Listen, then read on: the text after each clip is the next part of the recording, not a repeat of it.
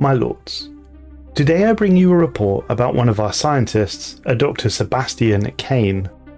This man is potentially the unluckiest human being to have served as a member of our scientific contingent. Or perhaps the luckiest, since they are still technically alive. I'll let you decide that for yourselves. Dr. Kane undertook exploration of 3 astral rifts, and we have designated these sites as Bleached Planet, Rockworms, and Volcanic Plane. All 3 of these sites left the Doctor with severe and significant after effects. He was blinded, partially digested, and ultimately cursed. The first rift our Doctor explored was Bleached Planet. I shall detail this report first, followed by his experiences with rockworms, and finally Volcanic Plane. We exited the event horizon of the Astral Rift, and we found ourselves in the atmosphere of a continental world. The planet looked potentially habitable, however the terrain and foliage had significant discoloration. It's as if the surfaces, and everything on them, had been bleached white. Despite the obvious presence of flora, onboard sensors indicated no signs of life. A thorough analysis of the planet's ecosystem will require a direct biological survey. We have located a potential landing site, and are heading there now. Leaving the rift sphere, we spread out to investigate the surroundings. The soil consisted of a number of brittle layers, which disintegrated under the pressure of footsteps.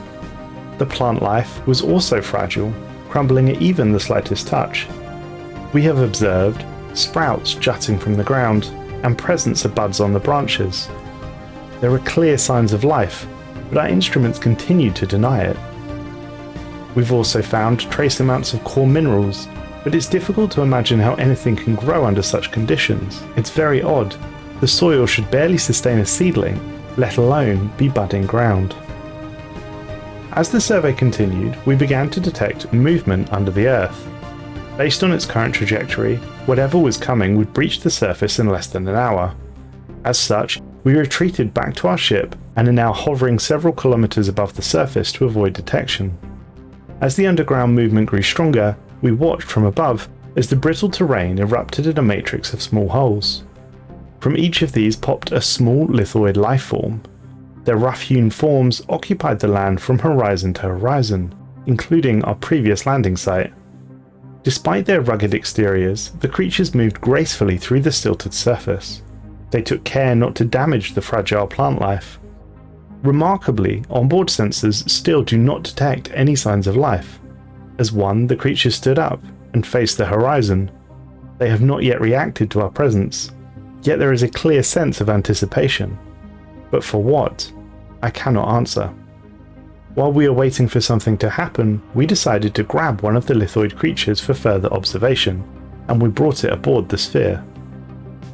They appear most docile. The lithoid creature became agitated if it was turned away from the direction of the brightening horizon, but other than that, it was fully compliant. The lifeform was roughly half a meter tall and extremely dense, with its front side a much lighter shade of grey than its back. It had 2 bleached eyes that were sunk deep into their sockets, and its exterior was hot to the touch. They had no visible mouths, and they must receive their nourishment by some other means. It is a primitive species, but with interesting character and a pleasant scent. It would make for quite an excellent pet. Clearly the rising sun was something worthy of observation, however. We followed the gaze of the creatures towards the horizon, and soon a haze began to blanket the ashen surface of the planet. In the sky, a dark star was rising. The rays of this dark star sent shivers of anticipation throughout our bodies. The lithoid creatures began to shuffle in place as the sky deepened. Black light splintered over the horizon. A sudden chill overcame myself and the crew. We were bathed in the light of the dark star. We felt a sort of emptiness, as if our energy was being siphoned away. We have ample time to escape should we wish to, but among the team there is a morbid curiosity as to what the phenomenon can mean for us scientifically. We continued to gaze at the star in its infinite radiance. Its light graced our minds and our souls, illuminating and consuming everything that it touched. The dark star saw through us, took from us with tenderness, and shepherded us from ignorance. Our sight was taken, and in return we were granted purpose and truth. The path ahead became clear, and our thirst for knowledge revitalized. We dare not turn away from the glorious light of this black star. After an unknown amount of time had passed, our emergency anchor cable was pulled for us. As our sphere exited the rift, the light of the star grew weaker and weaker in its effects as well. It feels almost malevolent. Even during our retreat, the touch of its rays could be felt through the hull of the ship, draining energy from our bodies like an insidious poison. I returned to normal space, but blinded. And yet, I feel somewhat better, as if I've gained intellect in the place of my eyesight. Despite my now obvious limitations, it is my wish to continue work and explore other strange new worlds. And that, my lords, is precisely what happened. Despite Dr. Kane's condition, now dubbed Black Light Blinded, they continued on. The next rift they explored was designated Rockworms. Myself and my crew found ourselves floating above a vast plain of loose rock and gravel. Above it hung a pale, empty sky. No planets or stars could be seen here. This does not appear to be part of a galaxy or any known star system. As far as our sensors could detect, this landscape continues infinitely in all directions. The surface is pockmarked with holes as large as some asteroids. All across the horizon, dozens of massive worm-like creatures are bursting from the ground. Pairs of powerful fins allow them to glide through the dense atmosphere. They must have some type of colony underground. But there are more than just worms living here. Swarms of microscopic creatures form clouds in the lower atmosphere, moving as one mass. They create complex patterns across the sky. As the massive worms breach from their tunnels, they glide in the air, grazing among the living clouds. We have watched as several worms working together flush these swarms towards one another. The level of cooperation is fairly sophisticated. I've chosen to enter and explore these subterranean tunnels. Beneath the surface lies a vast network of chambers connected by a series of complex tunnels. Several of these were partially collapsed and appeared not to be in use by the worms. We piloted into the quietest of the tunnels. The walls were covered in a web-like substance which keeps the shale and loose gravel in place. We speculated that these are secretions from the worms. Most of the chambers appeared empty, but some contained murky pools of water. Within one, we encountered a clutch of large, mineralized cocoons that were half submerged in the liquid. We discovered a shallow lake deep within the tunnel system. The walls are writhing. Larvae, as large as a cruiser, are busy gnawing at the petrified secretions that hold the chamber together. While much smaller in size, they are almost certainly juvenile versions of the worms we saw gliding on the surface. We think that this is a nursery of sorts, and we attempted to take samples from one of the creatures. This, as it turns out, was not a good idea. Our situation was normal, however we have been eaten. My ship is currently encased within one of the rockworm's digestive systems. We don't know if this was an aggressive act or if the worm was simply grazing. The digestive juices secreted by the worm appear mild, but I'm quite sure that we cannot remain here indefinitely. By pulling the anchor, we could force ourselves through a gap in the worm's mouth. Unfortunately, our anchor cable proved to be a lifeline. Like bait on a fishing line, we had been pulled free from the gullet of the rockworm, and free from all restrictions. We had been able to recover a significant amount of egg clusters from the pools inside these chambers. Encased in a crystalline shell, we should be able to transport these durable spawn to a planet of our choosing. Perhaps their younglings can be trained to dig mining tunnels for us. We have returned from beyond the astral rift intact, but we are certainly worse for wear. Having spent a significant time inside the belly of the rockworm, being partially digested, I feel myself physically diminished, and may be one of the only scientists to have ever survived 2 incredibly perilous astral rifts, and yet I only yearn for more.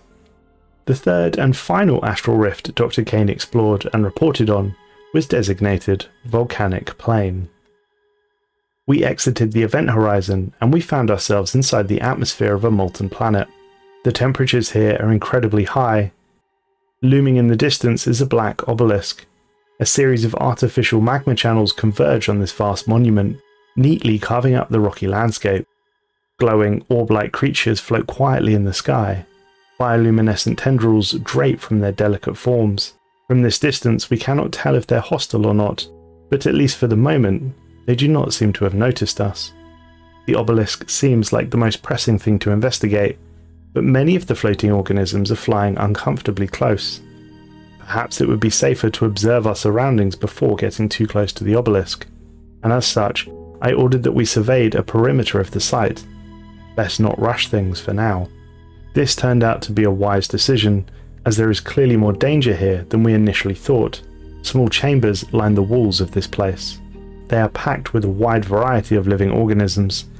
At the sight of us, they are rattling the bars that contain them, and wailing in various unknown languages. From time to time, we witness the bulbous, floating creatures enter these cavities and subdue the prisoners with a bioelectric shock. Unfortunately, one of the floating orbs began to take interest in us and is now approaching our rift sphere.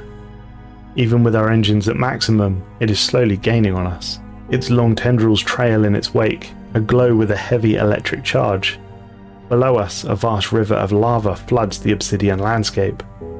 The heat shielding that we have prepared should allow us to survive for a short time under its surface. To evade notice, we have dipped ourselves into the river of molten lava below us.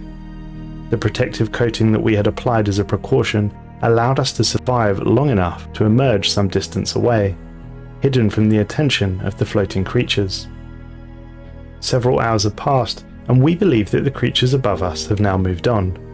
Thus, we resurfaced to investigate further, and namely, we intend to investigate this obelisk. Propelling ourselves quietly along, we arrived in close proximity of the massive obelisk. Obsidian black, it stretches to the ceiling of this volcanic chamber. If it is indeed ancient, it is unblemished. What first appeared as a decoration has now been revealed itself as a pattern. Yet indecipherable, molten runes swirl along its surface in a deliberate arrangement. Translation, we believe, is possible given enough time. Our target tracking computers have detected that the creatures patrolling the area move faster the closer they are to this object. We have extrapolated that whatever this structure is, these beings are tethered to it in some way. Destroying it with a charge of compressed gas could inhibit their ability to function. I've opted to attempt a translation of the text on the obelisk, and work is already underway. It is a list of names. Trillions and trillions of names cover this obelisk, arranged in a complicated mathematical pattern. They shift and change as we observe them. The facets of this obelisk are uniquely aligned, allowing each name to be precisely true to one of the alcoves along the wall. Touching any one name with a probe results in a corresponding chamber lighting up with dangerous amounts of energy and a pitiful wailing. Unfortunately, upon doing this, we have attracted the attention of the floating creatures once more.